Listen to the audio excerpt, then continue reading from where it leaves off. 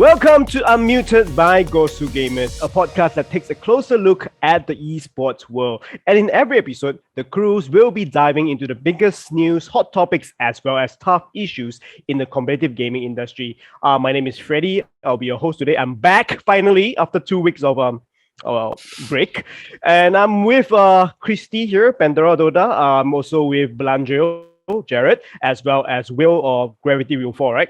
Yeah. Am I getting your in-game name correct? All right, cool. So today, Please don't. I'm quite salty online. why not? Yeah, Gravity will fall, of course. That is anyway. Yeah, we today we will be talking about esports career in general. Like, how do we get into the the whole industry, right? A lot of people have been asking. Well, I mean, technically not a lot of people, but a lot of people are curious about how do you get a job in esports to begin with, not just as a player, but also the various titles, the various careers, surrounding esports. So today we will be talking about that because we are in esports. Yeah, we are GosuGamers. So yeah, that's clear. So, how's everybody? Before we talk about that, like, how are you, Jared? Why are you laughing? I'm doing well. Yeah, it's a spicy 32 degrees in Durban right now. So yeah, doing good. Christy, how are you? I'm enjoying every moment of your hosting here. It's been a while, and I'm glad to have you back because it reminds me that, hey, I got a lot to go here on learning how to host this stuff. No. You're pretty capable of doing that yourself. No worries. Oh, yeah. It's good. But you started out with Will's in-game name, and I thought, well, isn't that the right starting point though for how we get our careers? I mean, the first thing we all have to do is pick what our name is going to be, and oh god, yes. I think our 12-year-old selves are probably going, if I had only known. Correct. Do you even remember your first game ID? Yes. What is yours? If you don't mind sharing, yes. Jared, what is your first game ID? Cuddles. Oh, that's cute. Oh, but that's cool. That's cool. That's still better than like those, I don't know what, like Virgin Slayer 123 stuff like that. Right? Yeah. Oh my god. XX69. Noob extra XXX69. Will, how about you? Yeah. Yeah. I've actually been using Gravity Will Fall for the longest time. It's actually just an inside joke with my friends and I. So like it's stuck for like I think close to 8 years. Yeah. But that's not your first gamer ID. I'm interested in your first gamer ID. Oh, I used to use like a bunch of really stupid ones. Okay, one I remember was so the word classic, like CLASSIC. So I coined it to KLASSICK. Oh. Yeah. Okay, all right. I was corny like that. Yeah, like those rapper spelling, right? Okay. I wanted my IGN to be cool, but turns out I feed a lot last time, so it didn't work out. It's not as classic as you want it to be. So, Christy, yeah. Oh my! I think any interesting gamer ID? Yeah. It wasn't interesting. It was as vanilla and boring as it could get. It was like Christy Girl or something like that. It's fine. It was all. It's a good way to start out. Yeah. Then it went to Lady Dolce or something ridiculous. Yeah. And then I still remember my first gamer ID was super angsty and emo, right? My first gamer ID was God's Prey. GOTS, then underscore, like Prey. It was like, 15 years old, angsty, let's go, guys. Yeah. Then around when I was like, I think slightly older, 18, 19, I used to play a lot of online games with like a lot of Thai people, like Thai friends. And they couldn't pronounce my name properly. They always like Fred,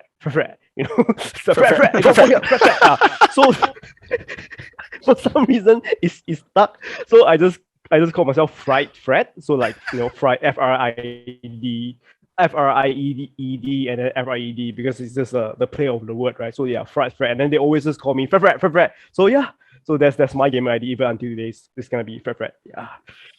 But okay. 555 as well. Yeah, 555 for sure. Yeah. Enough of gamer IDs. Let's talk about careers in esports, right? Like personally, how did you get started, like into the realm of esports? Like, was it always like, oh, I wanted to be a pro player, but since I can't be one, let's just find a job in esports, or was it something else? Like, yeah, let's just He's talk about talking it. to you, Yeah. Will. I had a very short stint. Not worth mentioning. Yeah. It's probably like a year tops where I tried. Literally, it's like we don't even talk about Yeah. that. I literally put off studies Don't for matter. like an entire year just to try and pursue it, and yeah, I just crashed and burned. As a pro am player, right? Yeah, like I just couldn't cut it because most of the At time I least- would at face least up you against like tried, right? actual pros. Yeah, Yeah. I would say yeah. And from there, I just found a job in like publishing, media publishing, and it turned out to be a tech magazine that also covered video games and esports. And yeah, I just ended up from there to here. Pretty straightforward actually for me. I was pretty lucky, to say the least. I managed to make some contacts when I was still pro am, I guess you would say. And I'm still pretty good friends with some of them, so it worked out. Yeah. How about Jared? you guys? Yeah. Yeah, I mean, even like kind of the same as well, where the pro thing didn't really pan out because I mean, here in South Africa, there's not really a scene. I mean, you look at the South Africans that are in the career of esports that people know. So Knoxville and Scant, and they're people that we used to play Dota 1 with back in the day, and they realized very early on that the scene was not happening here, so they left, and they made it really big in doing what they do in Dota now. So stats and managing teams or coaching teams, things like that. Whereas for myself, I did not leave. I stayed here, and it took me a while after leaving the pro gaming scene to actually realize that I wanted to get into esports, even though following it all the time. And my path was basically just follow the university path, get a degree in English and media, and go from there. How about you, Christy? Yeah. I started 10 plus years ago or so. Obviously, my husband is Garter, and he was Dota 1 and then Dota 2 player. And I started to manage him and his stack. And his stack at the time was like him and Vigos and a couple of CIS players that are still playing now. Wow. And That name sounds so familiar. That's Isn't that's that a like a name D1 I haven't heard god of back it in the for, day? Oh my god, yes, years. Vigos. yeah, We The go Uh-huh. well. OG D1 Wow. Dota 1 god. Oh yes. Yeah. Vigos yes, versus... yes. Actually, Oh, him yes. and I Garter remember who I taught used to me watch how to his play videos. Dota. But Wow. Yeah. yeah, so I started managing their stack, and I remember I had no clue what I was doing. So I had to like reach out to just all these random people and was like, so is there, at the time it was Skype was the big thing, so is there like a Skype group, or how do you find out about tournaments? How do I know how, I had to basically put and bother all sorts of people that I could get my hands on just to find out how to get into different groups and channels. And Flipside Tactics picked up their stack pretty early on and brought me along as their manager right away, even though I had no idea what I was doing. I was still just trying to figure out how to get a scrim started. And so obviously that was really helpful because now I had an org and they helped direct me to the right groups and things like that. And just from there, it started to grow that I was the manager, and stayed obviously with Garter and his stacks each time, they shifted or did whatever. He was picked up by a Romanian team at one point with Come With Me and Arise and people like this. And the owner of that team, his now wife, was starting a new outlet for news for Dota specifically, and they needed an editor. They wanted somebody who was fluent and native in English. So they approached me and asked if I was interested in it. So I started working, and she was a journalist in Romania who had dealt with various celebrities, political news, all sorts of running the gamut, from video to written content. So she basically served as my mentor, and I credit her to this day for pretty much everything I have ever learned about journalism, because she was just an absolutely incredible mentor from start to finish, all the finer details on how to do everything, copy proofing, proofreading, discussing how to work angles, everything. And then from there, when they sidelined their project, I was picked up. I was actually recruited to GosuGamers when they heard that I was that their project was being sidelined. And I've been here ever since. And occasionally I still manage teams or will pick up even different stints, even if it's not for Garter's team or Stacks. I'll have sometimes former teammates come to me and ask if I can help, maybe either manage the team or get them in touch with managers or just arrange some scrims, things like that. So I still have my hand in that kind of pot too. And now doing various projects with, I'm actually doing some projects with Hector from 100 Thieves, former CEO and owner of Flipside Tactics and everything, for esports curriculums in the schools in the United States, and doing things like that he's working on. So it just kind of has grown and morphed and developed into a couple of different branches. And that's, it just kind of keeps evolving still to this day. So it's interesting. I think that's the thing about esports, right? I mean, a lot of us, or a lot of, I would say, our audience, or even a lot of people outside, when they talk about esports, the perception is always like, okay, maybe just players, coaches, or but there's actually a lot more than that. Like for me myself, I've been involved in wouldn't say just esports, but gaming for about close to 10 years plus now. But from journalism to video production to broadcasting to even like some of the backstage stuff, I've done quite a fair bit of that. And there's a lot of things there. Is, I would say, a whole industry that we are looking at. So I think the younger generation, or maybe even someone who are a little bit more unaware or not familiar with the industry, they maybe have to look at the whole industry with a slightly different lens. And there's actually a lot of depth into it. And we have evolved into, I would say, a full-grown ecosystem. Yeah, I think that's really, really important. I mean, 10 years ago or so, there was a time when you did it all by yourself. The manager was the coach. The manager was almost the tournament admin. Yep. So, Super indie, everything you do it yourself. Yeah. Yeah, it was, you wore many different hats.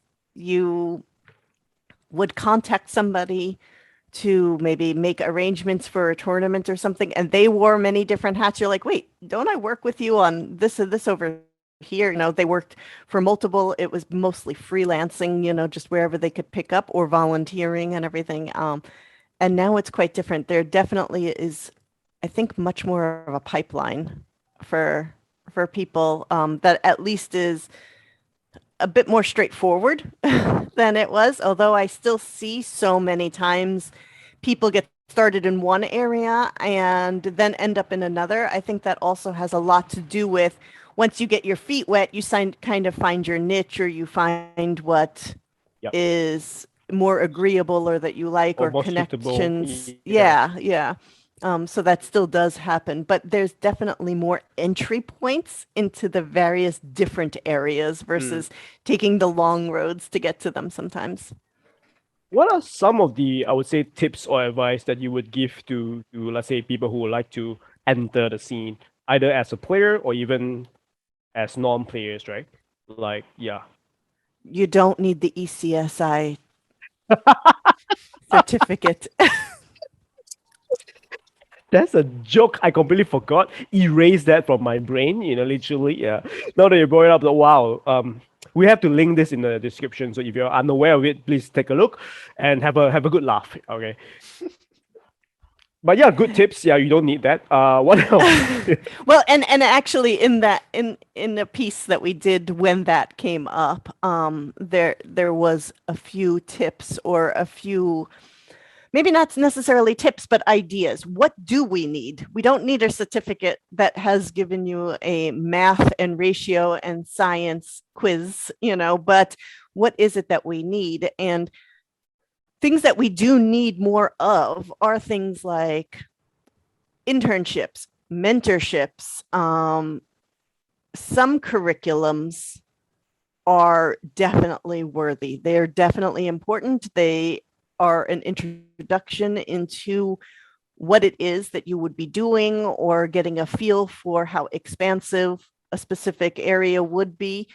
But having the certificate wasn't necessarily something that's going to help. They said that they wanted to fight nepotism, which is true. There is a lot of nepotism in esports, and there still is a sense of an old guard, that sometimes it acts more like gatekeepers.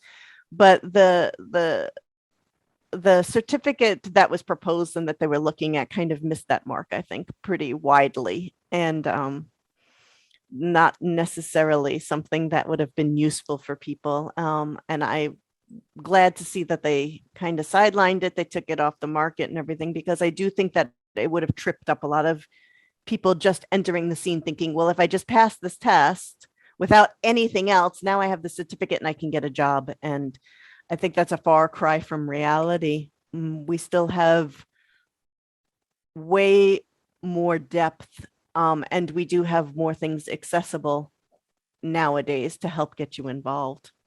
Yeah, Jared, I want to toss this to you because, when we talk about papers, talk about qualification, and you did your media studies, do you think you need that in order to get into, let's say, to become an esports journalist? Journalist or whatsoever. What's your thought on this? I don't think that it's 100% needed. Obviously, there's a side where, depending on obviously what you're doing, if you are working like as a writer and things like that, depending on the site you're with and what the context of what you're doing, obviously being fluent in a language and knowing your editing skills, things like that, is going to always benefit you. It's not always something that you're going to have to get a higher degree for, but that always does help. I was still studying my degree when I first joined GosuGamers back in the day. Obviously, that was as a volunteer back then, and then kind of went up the ranks a little bit over time. But yeah, I don't think that you're in need of a degree. Just understand that how to use a comma, how to use a full stop, how to create paragraphs, things like that. Those are basic things you're going to learn in school, and I think it's just having the right attitude for both being a player and a non-player in esports. It's having the right attitude and understanding that you have to focus on it and keep your out on any channels that become available. Obviously, it's a little bit easier, in a game sense. Climbing the ranks, I say a little bit easier. Not really that easy, but if you become a challenger player in say League of Legends, you know that you have a chance at some stage to maybe get noticed by teams. You put in the time. I think what you said is really important, though, because for you, and you have a degree in language, you're in English, in writing, your work compared to other sites and stuff is like very polished.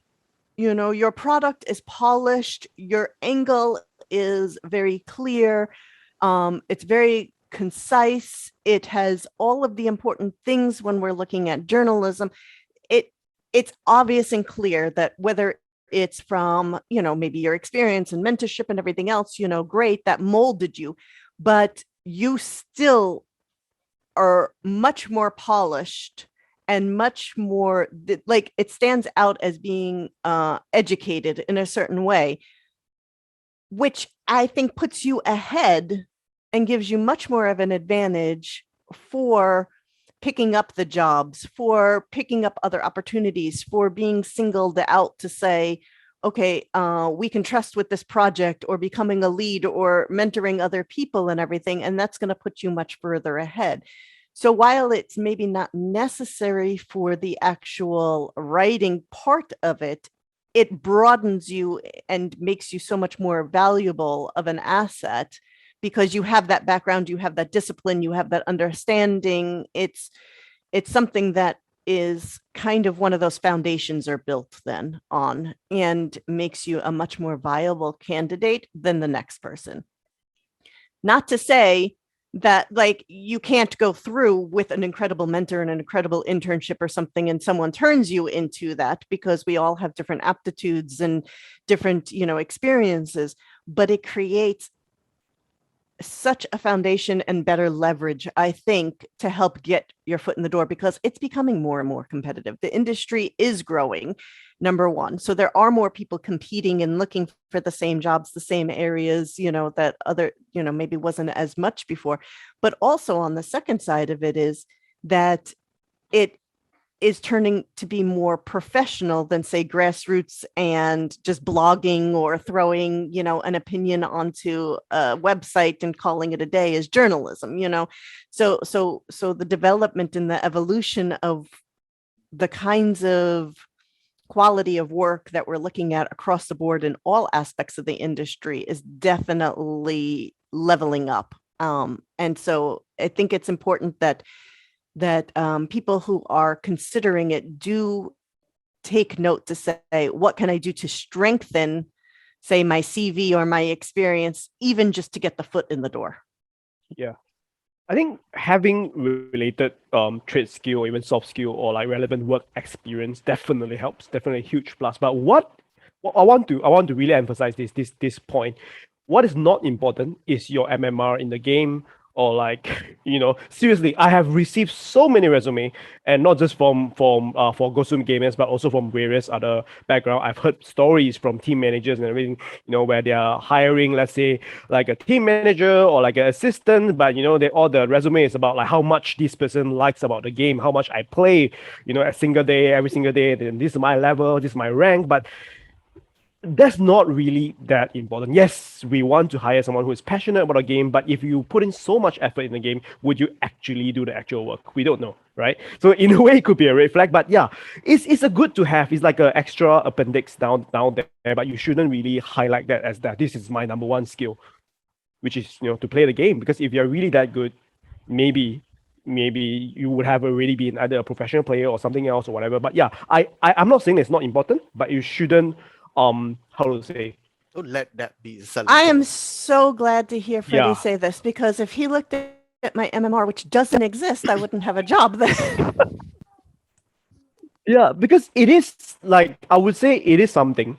I'm definitely not gonna discredit like your love or your skill, your capability in these games, or some of your. I even have someone who sent me like their PSN the achievement interface, like how much achievement he has done. I'm like, yes, you spend a lot of hours on Steam or on like PSN, but good job. But why?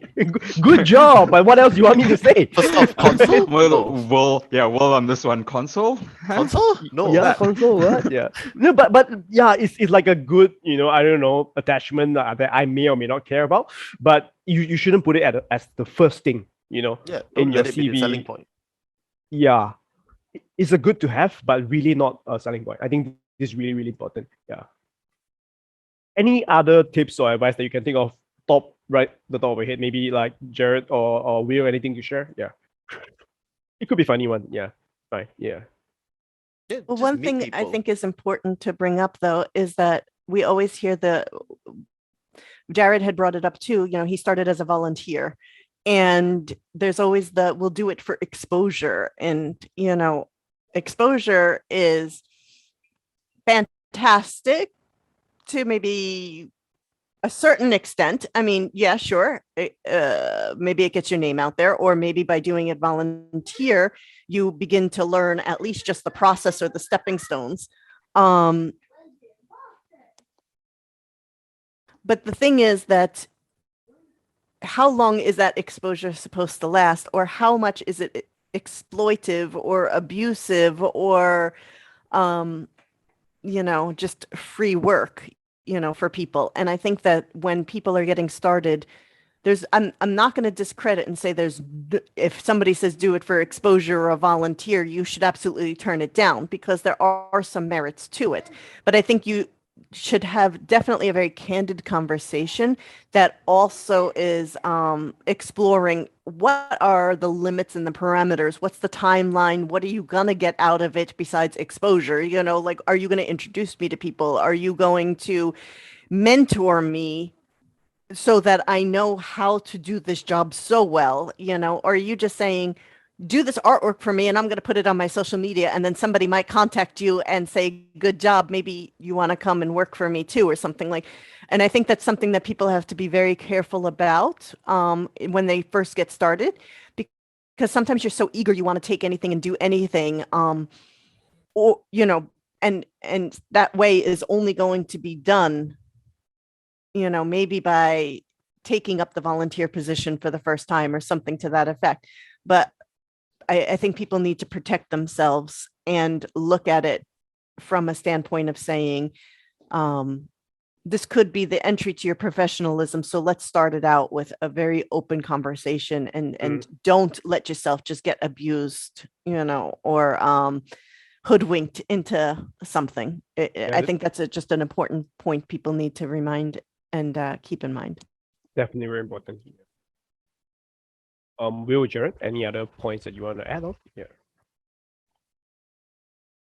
Can't think of anything else on those lines. I think Christy covered it pretty well there. You just have to. Sometimes things are going to be bad, and you just have to kind of get out of there if it is bad. You might have like a what is the word I'm looking for here? Like a period where you're going to be like under you basically, they're going to test you and like see if you're willing to do the work, or if you're willing to like learn, essentially. And after that's over, if you're not kind of moving up, let's say it's a 3-month period or a 6-month period, right? And then after that period, if you're not really moving anywhere, if it's just stagnant and they're not giving you any other opportunities, then obviously you kind of have to look at it and go, well, done with that. So use what I have now, move on to something else. Maybe it will get better. Sometimes it will, I think for a lot of us here, it did get better. And well, if we were volunteers, it definitely got better, and we moved up and things like that. So yeah, I think Christy put it pretty well. Yeah, another thing that I want to add on is like for those who are like really interested, sometimes you need to know where to look as well, like opportunities, like the right channels, right? I mean, it's not always just like on LinkedIn or your Facebook jobs, not always that. Like you have to find PM for job. Or you just go Twitter and like look for the right keywords. Yeah, you kind of have to put in a little bit of effort. So some of the platforms like Hitmarker, is I would say a dedicated platform for anything that's gaming related, right? So usually you will be able to find a lot of esports positions as well. Like there's other platforms like Indeed, or even some of the more private groups. Yeah, look around. I like just don't just like wait for things to happen to you, right? You have to continue to always look for the opportunities, and sometimes maybe even like dropping, I don't know, like a introductory email to certain organizations, or even like certain media outlet, or even certain tournament organizers that they may or may not or want to hire at a time. So it's always keep on the lookout if you're really interested. Yeah, most of them, they have a page about dedicated to careers, like how to work with them and stuff like that. So yeah, and they usually update them, hopefully quite frequently. It reminds me, there's that, kind of the meme picture where it's showing like the little kids on a school trip in the safety vests and hats, and then I think I know there's which like one the you're talking adults about. or Yeah. whatever, and it says when a job asks and says they want 20 years of experience or something like that as an entry level type of thing. It reminds me of that, because there are a lot of times that you either see in a job posting that they want X amount of experience, and you're thinking, from where do I get this experience, or something, when I was 10 years old, or something to that effect. So there definitely is where people are asking, but things to keep in mind for that is, number one, that doesn't preclude you from at least trying to apply as well. Like, even though they're asking for experience, still go for it, still try and go for it, send it in, see if you can make a connection and stuff, don't always let that deter you. But the other thing is that there are places that you can kind of get your feet wet in a little bit more of a informal way, which is, for example, Discord is our primary platform for communication in esports, right? So almost every single tournament organizer or just organize a team organization and everything has a Discord channel. If you usually can get involved, as a fan into the channels, start maybe learning how to be a community manager for that community, mods, learning how to do the mod role, connecting, networking, all of these kinds of things. Sometimes those can be outlets that will help open doors of either opportunity or connections, so it's definitely worth just being involved and not just sitting actively and sending out resumes or looking on websites, but get involved in the communities that you like. Get involved in team communities. Even if you're a video editor, if you're a big Alliance fan, go get in the team's Discords and stuff like that. Sometimes you'll see opportunities, people looking, hey, I need someone who, and I'm not even talking about just Alliance themselves, but another community member will say, hey, I'm looking for somebody who knows how to do something with video editing. Can someone DM me? And maybe it's just chatting about it, or maybe it's a paid opportunity, all of these kinds of things. So definitely find your communities based on your passion, based on, your fandom or whatever, and, start getting involved and just active in as a fan, as a community member. And sometimes those doors will open a lot more too. Yeah. I think the keyword is really like, if you are really passionate about esports, show us your passion. Yeah. Don't talk about it. Take the initiative. Yeah. Take the initiative. Yeah. All right. Now let's move on. I think let's talk about, because just now we mentioned about the industry itself is huge. There's so many things you can do that you can, make a living out of. So we are talking about finding a niche, right? Finding something that may or may not suit you. So let's break them down, because they're so big that we can't obviously cover every single role under the sun. So let's talk about, I would say, something that's closer to team and organizations, or even the players themselves, right? So obviously we have we spoke about how do you get started as a player. I personally feel that this is a topic that deserves a separate podcast just about it. Because there's so many things to talk about. From how do you start, how do you get, make sure that you have the right MMR. Game is different. For example, like in Riot, you have more of the academy leagues, and you have more scouting, the scouting grounds, you have regional leagues and things like that, where it's a lot easier to break into, definitely, because they do have all these academy leagues. A certain ladder structure to follow. Yeah. They've already set the foundation for it, so it's a lot easier for newcomers who actually think that they can break into the pro scene. And different genre has different requirements as well, like FPS versus MOBA versus fighting games. Yeah. I mean, same with mobile. Mobile has developmental leagues and things like that, and all these kind of build up your smaller player base. All these we will definitely talk about it in details in in the future pod, not now. But yeah, if you're really interested to know more about this, you can contact us. You can ask us as well. You can reach out to us, editorial@GosuGamers.net, or even just leave a comment. We will definitely reply and talk to you if you're really interested. But for now, I want to look at the other roles, right? Like I would say these are a little bit more the tactical roles, like your coaches, your analysts, your stat guy. How do one person even become a coach? We have heard a lot of stories about ex-players or whatever, but sometimes you get coaches that maybe are not ex-players, or they may not even be that good themselves in terms of gameplay, but they're very good at analyzing games and whatever. So yeah, how does one person become a coach or even an analyst? Any insight here to give to our viewers here? I can say from a manager's perspective, when we would hire coaches or analysts or look at different roles. For example, when I was in Pro Dota Gaming, we would hire specifically for the big tournaments, TI qualifiers, things like this. We would hire somebody. We would put out, we're looking for a coach. Maybe it was on social media, maybe it was just word of mouth. Sometimes, we would just tell people. and we would get, and sometimes without just cold calling, basically, people would, who were interested in coach or analyst positions, they would just send us basically a document or a sample of their work. So they would say, you know, are you guys interested, especially TI times and things like this, they would start cold calling. So people who were interested would actually just start reaching out to us, and they would send a document.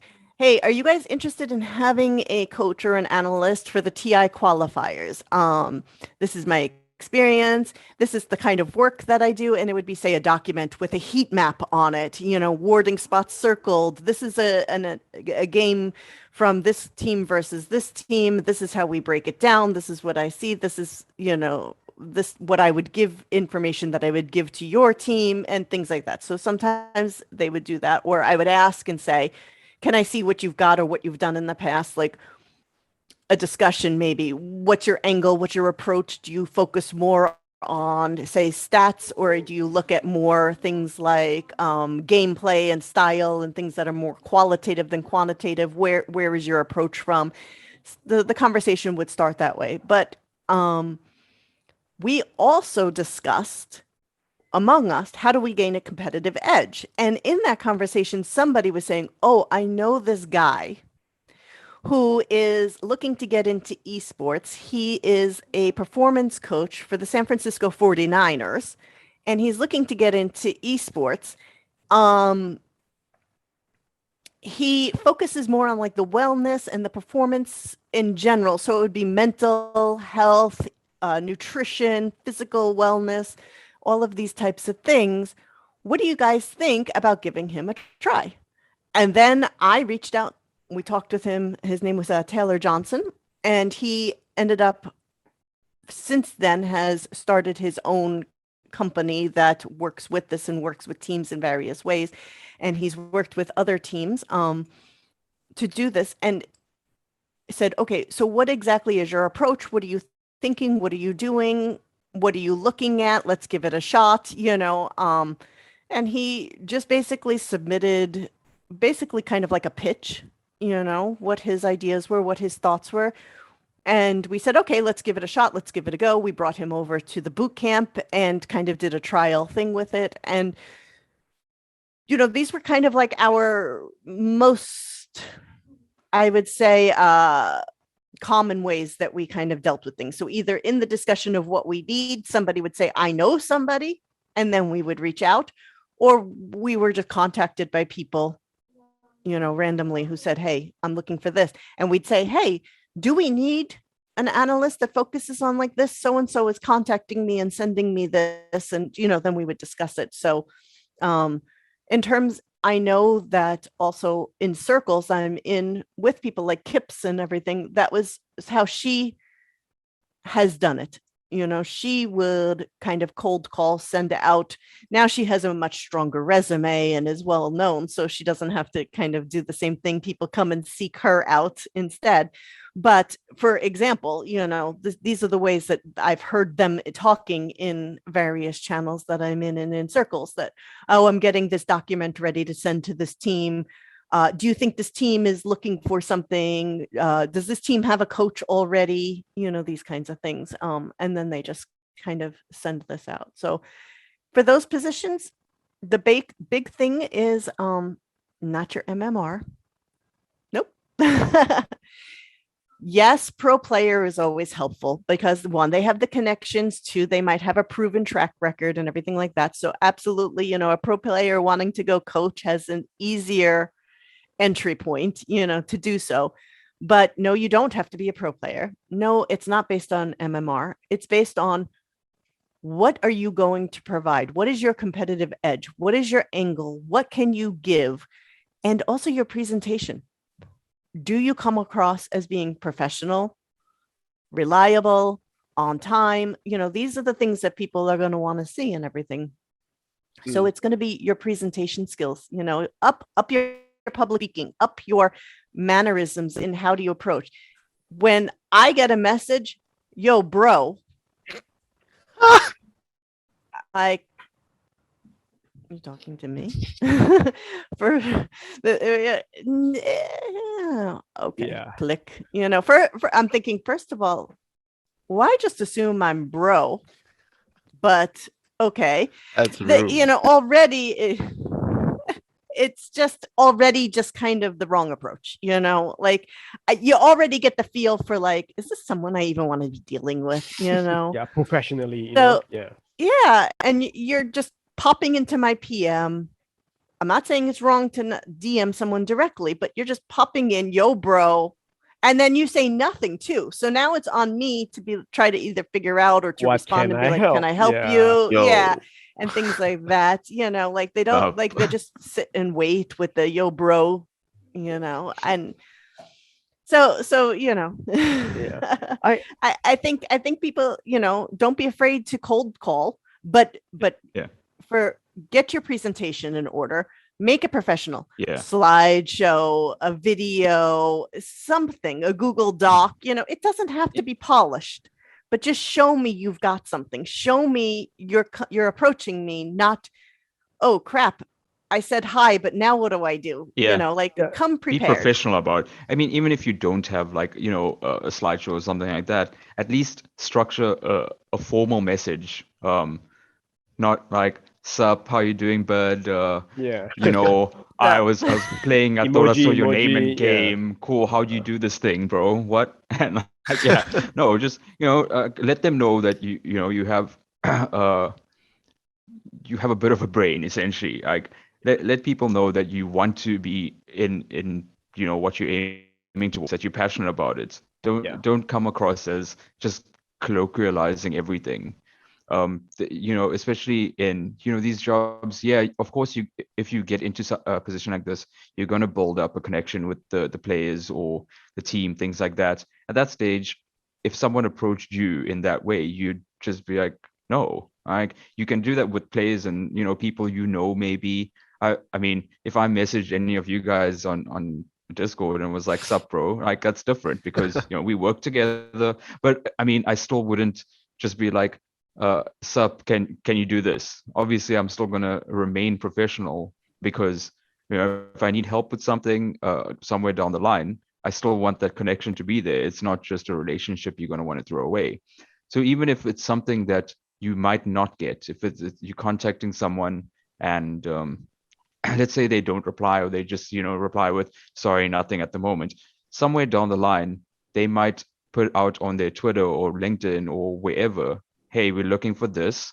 And you can message them again, and they're going to look back and go, hey, wait, this guy was interested before, he's still interested now, maybe we should give him a try. So I just want to jump And- back on the communication skills as well as presentation skill that Christy mentioned earlier, right? I think it's extremely important for someone as a coach or even analyst or like even the stat guy, right? Because if you have all the knowledge and technical like prowess in your head, but you do not know how to communicate that to players, to the staff, like nobody will get your ideas. Right? You will need a way or more than one way to really communicate that and to convince people to like, aside from knowing everything, that you need to be able to do that. So I think that's really important. So having some sort of slideshow or having some sort of like examples of your work is really, really important. Yeah, for something like that. Essentially, you're just trying to sell yourself, because if you're going to go for a position as like a coach or an analyst, like essentially you're a brand on its own. So you got to Correct. sell yourself as such. And Yeah. there are so many tools right now that will provide you stats, right? All those online tools. I mean, like, but why do we still need like a person, And like that a is human as a coach or analyst? Because it's to interpret all this. Yeah. that is the biggest thing that I will tell you from a player perspective, or even a manager and an owner perspective, is why do I have to pay you, because this would be a paid position, to Yep. do this work that I can go to Dota Buff 2 and pull those same stats, or I can watch a replay, and see where it goes wrong or something. Why should I pay you to do this job, right? So exactly like Will said, you have to sell yourself for that. So you need to, it's not just, here, I can pull your stats for you because your captain is probably from a player perspective, I'll tell you how many times the captain is usually already watching those replays. They're already watching their opponents. They're already looking at the drafts and everything. Like, the captain is already doing that. So why do they need a captain and a coach? What's different? What sets you apart from that? And the players will always say, we don't need that, or why do we need that, or I can do that. So you need to give them a reason that shuts that up, so to speak. You know, you need me because X, Y, and Z. And when you look at teams like Team Secret or these bigger teams, they don't just have one person. They have an analyst, which is separate than a coach, which is separate than their captain, so where are each of these people doing their separate jobs that are so important that they are being asked to just focus right on that alone and giving a competitive edge for that? And then they're filling in with even extra people, a whole team's worth of people to do those things. So you have to provide, why am I so important to you? You know, because teams do have more than one. They have full teams worth of coaches behind them and support staff and everything. And that's a big thing from a player perspective. They'll ask you nonstop, why? Why you? Why do I need you? What do I need you for? I can pull that. I can go to that website and pull that database. So you need to be able to give your rationale, like Will said, you know, where you're selling yourself strong on why do they need you? All right. Let's move on. So you want to add on anything for the coaching? No. I was just saying, very well said. Yeah. Okay. I'm gonna move on to the next role. While we are still talking about, like, you know, teams and organizations, let's talk about team managers, right? Or like, you know, the coordinator role, the nanny role, which is essential in, I would say, almost every teams and organization. You always need one person like that, if not more than one person like that really keep everything in order. So, Christy, tell us, you know, some of the tips or advices, like, you know, what are the qualities that, you know, someone like that should have? Well, in terms of qualities, I mean, obviously, we're talking management, so time management, you know, schedule management, organizational skills. You know, these things are going to be what's going to come in handy or make your job easier or make it so that it's a lot more effective or efficient in what you're doing. But in terms of a skill set, there's so much riding on communication, because it's how are you communicating to the players? How are you responding to each one of them as individuals? All of the dynamics, all of the problems. Players have quite egos. I said it. We're gonna clip that. We're gonna clip that. Yeah. Right. It is sometimes really hard to negotiate through some of those egos, whether it is conflicts, you know, within the team or something going on, and you need to have some conflict resolution management skills to do that, whether it's kind of just stroking the ego to get them to come along and follow whatever it is you need them to do, whether, you know, all of these, their communication is such an important part, because one of the hardest things that I found as manager and management, and I can tell you across the board from talking with others, and I'm talking about from tier 2 up to tier 1 and higher end tier 1, is coordinating with all the different personalities of the players. You know, you have to be flexible, you have to be open, you have to be communicative, you have to be able to sift through sometimes their own emotional problems or their own real life things that are going on, in-game issues and you know, sometimes your real life personality is quite different than your in-game personality. Yeah. And I'm going to give this as an example, because I've said it once before. Come with me. We often hear is a very toxic player. He's whiny, this and this. But I will tell you, as a team manager, I've managed him and everything. And I've met him in person at boot camps and everything. He is one of the most charismatic, kind, friendly people I have met in Dota. And in game, it's like a switch goes and he's a completely different person. And it's interesting because as a manager, I have to figure out how do I deal with, come with me as the person on the outside of the game and come with me as who he becomes. Obviously, I'm not the captain, so I'm not dealing with him in game, like giving him direction and things like that. But I have to still address what's going on in game. You guys are fighting too much. You're not listening. This person isn't listening to this call. This person is not communicating what they want, to try to help the team navigate through what's happening in game too. So now I have to figure out how do I communicate to this person on the outside for what he becomes on the game inside, and dealing with 4 other teammates who are having their own things the same way.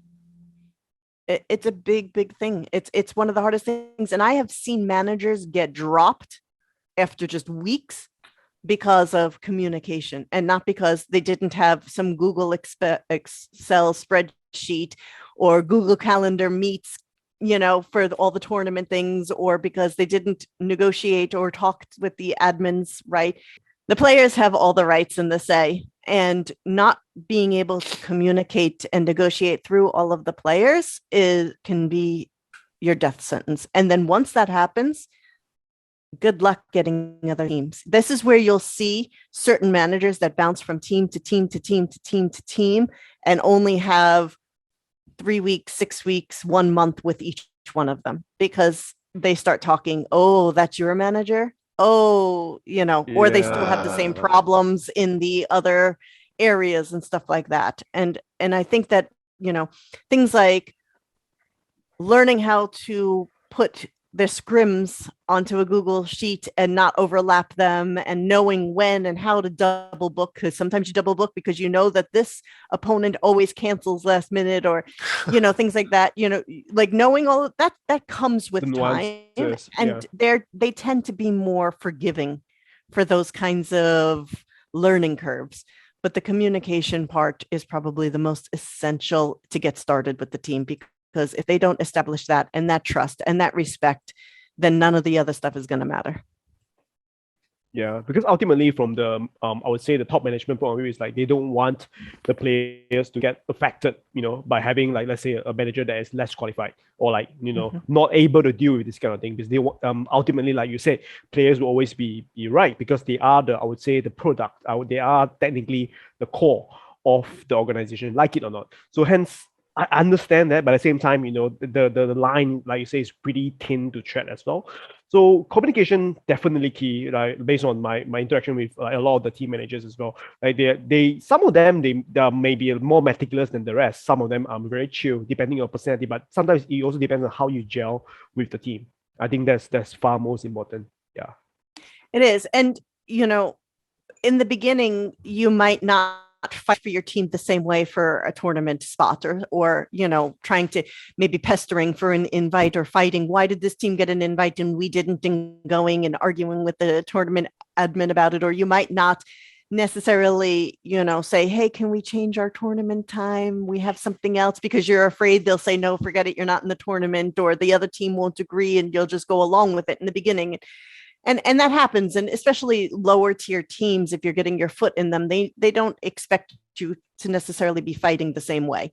But when you get higher up or more important tournaments, you better know how to go to the tournament admins and fight for their spot or their rights and everything else. I can remember Dota Pit probably never invite me somewhere ever, because it was when they were having when we first got the 6 regions for the majors, and they were doing their Dota Pit. I guess it was a minor at that time, and they didn't have open qualifiers for all 6 regions. They only had open qualifiers for 4 regions. And then the other 2 regions were just direct. One of the regions they didn't have an open qualifier for was CIS. And so Vega and I think Virtus Pro at that time, or Virtus Pro Prodigy maybe, they had signed up for the open qualifiers in EU. And I was managing Team Tuho at that time, which was Insania, Mickey, Quakeva, people like this, and Garter and stuff. And I saw them in the brackets, these CIS teams. Now, granted, they should automatically get disqualified when the time comes for the match, and you can call for an admin and be like, they're not in the right region, they should be disqualified, and then you get a bye. Nobody wants to sit around for 3 or 4 buys worth when they're supposed to be playing and everything. And there's no reason, so there's no reason that you wouldn't go ahead and in advance try to sort all of that out so you can have a smooth process. So I went to the admins of Faceit and said, you're going to have to disqualify these folks, sorry to say, but they're all in the brackets and you have a ton of them. And they said, oh, yeah. And then they came back and said, well, but OGA is saying that they can't because there's no open qualifier for the CIS teams. So they have to be in that. And I'm like, I don't care what OGA is saying. I was like, they can't be in there because Valve just said that we have 6 regions. And this is for EU regions. So they can't be in that. So then OGA said, well, we told them they can because we don't have open qualifiers for that. And I'm like, it's not your place to tell them that they can. Why don't you have open qualifiers for that? Why didn't you give them open qualifiers? That's on you. They shouldn't. And they said, oh, well, they can just join. And I said, and what happens if they win the open qualifiers? Then you have a CIS team in now the regional qualifier part for the CIS region, which is the whole reason why they went into 6 things. And what if they win that regional qualifier? So now you have a CIS team that won the EU regional qualifier, and you have a CIS team that won the CIS qualifier, and now you have 2 CIS teams and no EU team. When Valve specifically made this so that each of these, and they were like, separated. But we don't have an open qualifier. You're talking to a broken record. I'm like, but you're not, that's your fault. And anyway, I said, and of course, do I need to email Valve? Oh my God. Check your email. Karen. Yeah. Okay. Call me Karen. But that's what team managers have to be like, and fight for your team. Yeah. You have to fight for your team to that level. And OG Dota Pit was like, and I won't say who it was in it, but he was like, is there anything else you need us to do now? Yeah, but really, props to you. I think sometimes you do need to go to the extra edge, right? And I can tell you how many people won't know that this is what team managers do on a daily basis. This is what team managers, even on the higher levels, are dealing with and doing. And you see a little bit of sometimes come out on Twitter, right? When Alliance is like, well, we asked about the 6-man, and then OG is like, but you didn't talk to us about it too, because each manager has to go and fight and deal with these things. And this is the realities. This is what they have to do. So again, that communication, because you have to be at that level where you have to fight for those things. Tier 2 entry teams, they might give you much more leeway into not fighting for them for it that way and everything, because they don't know, or there's not as much grounds that they have to get in anyway and things like that. But that's the direction you're supposed to be heading. That's where you're supposed to be heading as a manager, that you're supposed to be growing towards and aiming to become. And those are the skills that you need then to be able to withstand the storm and be able to stay in the scene, because otherwise you'll get eaten alive, spit out. You'll have 10,000 different teams that you're managing and they get nowhere, you get nowhere. And again, it's these kinds of qualities, these kinds of things that are more important than, if you can send out a reminder or, just be a secretary. It's definitely going to be these kinds of things. It's not an easy job. People think it's just scheduling scrims and sending in passport information or registering your team for a tournament or poking some tournament, admin for something. And it's not an easy job at all. It is a very draining and taxing job. And any of these managers, especially on the higher end, will tell you the same thing. I mean, we had Vittoria on, we had Jack on, the stories they tell, the things that they go through for their teams, to the point of taking their mouses and their keyboards away from them so they'll sleep, to Mad respect. Jack negotiating 8,000 different sponsors and organizers and trying to figure out, should they go alone? Should they go with a sponsor? Who's going to give them what? What do they do? Okay, we don't have one, so now I have to act as this too. All of these things. There's no limit to what a manager does and has to put out. And if you can't go into it thinking you're just going to be a personal assistant or a glorified secretary. You have to know you're going to go in there basically having to be able to communicate with every entity there is and communicate between them. I mean, you have a sponsor lined up and then your team starts infighting. The sponsor isn't going to want to have a team that's about to disband or constantly making roster changes. So now you have to keep the peace on your team as well, just so you can finish the negotiations that you've got going on with that. It's these things. It's a very tough job, and anybody who goes into it thinking, otherwise is going to find out quickly that they're not cut for it. Right. With that, I think we are going to wrap up today's episode soon. I think it's a good time to end. But having said that, I promise that we will. Oh my God! Did I just shut you up? No, definitely not. But I think it's good for us to really go through all these roles and different responsibilities in detail. So I realized that we definitely would not have enough time to cover everything today, which is fine. That's why I promise that we will definitely revisit and this topic to talk about careers in esports a lot more, like a part 2, part 3, part 4 even, because there's so many things that you can do. There's so many possibilities that and so many different roles to fill. So for those who are really interested to really dive into esports, I would say it's on you to really find the right entry point, because there are actually a lot of opportunities. Yeah, but okay, before we end, any final words?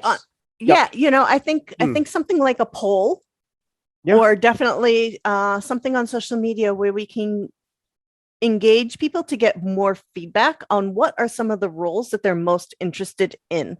Or are they just interested in even learning what all the different roles are? Because how many people might not even realize that you can get a role as a graphic designer separately than your video editor, separately than your, technical team, separately than a videographer, or something more specific, even like, how do you even be like a tournament marshal, or how do you be an observer? How do you even learn to be an observer? It's not as simple as just going around, right? There's a lot of nuances and technical even stuff, things like team psychiatrists and things like that. That's still something that's very huge. Very big. So all these things are definitely paths that people want to follow, obviously. And someone might be studying something like psychology and not think, well, I'm going to leave this esports thing behind, and not really know that there's actually can combine the two nowadays, because that field is massive. Yeah. Or how do you even organize a tournament? How do you even find all those prize money and stuff like that, right? Yeah. So we will we'll definitely do something like a poll or something. And if you are interested in finding out more, just let us know, like however ways, like email us or like drop a comment or anything. So you can even slide into our DM if you have our contacts, by all means. Yeah. With that said, any final words or tips or whatsoever, or to our viewers or audience that are interested in getting into esports? Don't give up. Just be vigilant. Yeah. If you're passionate, stay vigilant. Be vigilant about it. Yeah. Christy? Yeah. I think I've said more than enough. Yeah. For me, I think really find your own niche and really identify what's your strength and your weaknesses to a certain extent, and then use that, like literally know your strength, and then kind of identify what pathway will suit you the most. But as always just try, and don't be afraid to try. Don't be afraid to really reach out. Yeah. Okay. You got this. Yeah. I hope to see you guys soon, maybe in the esports realm if you're really, really interested. So otherwise, that's it for today. Well, we may see some of them soon. Yeah. Gosu Academy. Yeah, I Ooh. almost forgot about the teas. But yeah, we are really in the midst. We are in the midst of planning something. We will be launching something what we call Gosu Academy, which may or may not interest you, depending on the information. But basically, we want to really reach out to people who are interested in maybe esports journalism, and even more than that in the future, hopefully. So we will be releasing a lot more details in the near future. So So look if out you for that. wanna work with Will or Jared, Yeah, I'm a good why mentor, I not? hope. Be confident, to confidently, I am a good mentor. I am one. I might be. Enunciate. Yeah. But yeah, look out for that. There will be release soon. So without further ado, thank you so much and see you guys next time. Peace.